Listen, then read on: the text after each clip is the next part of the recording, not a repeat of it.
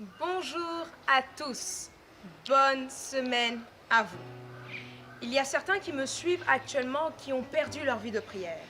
Ils n'arrivent plus à prier, ils n'arrivent plus à méditer, ils n'arrivent à rien faire. La bonne nouvelle est que ça arrive à tout le monde.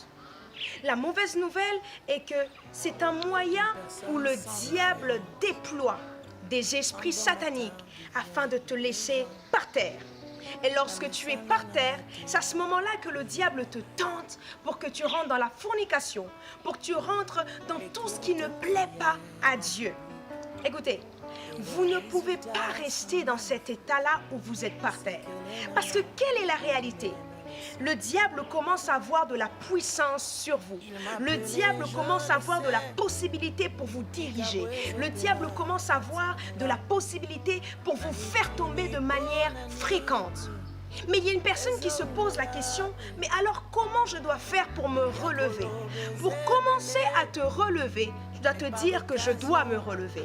La Bible dit que le fils prodigue se dit que demain j'irai chez mon père. Tout commence dans la tête. Tu dois te dire que tu vas te relever. Et qu'est-ce qui se passe? La deuxième chose, le fils prodigue passe à l'action. Maintenant, passe à l'action. Le problème est que lorsque nous voulons reprendre notre vie de prière, c'est comme si nous voulons impressionner Dieu. Ça veut dire que je rentre dans ma vie de prière, je commence à prier pendant 1 heure. Je vais prier pendant 1 heure, je veux directement faire... Non. Tu n'as pas besoin d'impressionner Dieu.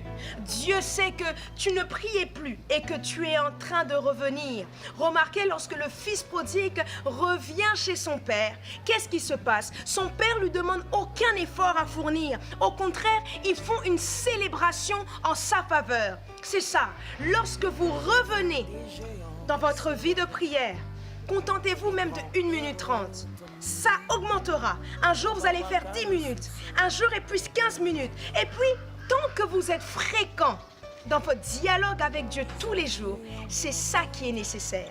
Et ensuite, vous pouvez rester longtemps dans sa présence. Mais une chose, ne restez pas par terre. Parce que ce que vous ne savez pas, lorsque vous êtes par terre, l'ennemi vous écrase comme ça et se dit qu'il a eu le pouvoir sur vous. Mais le diable est menteur.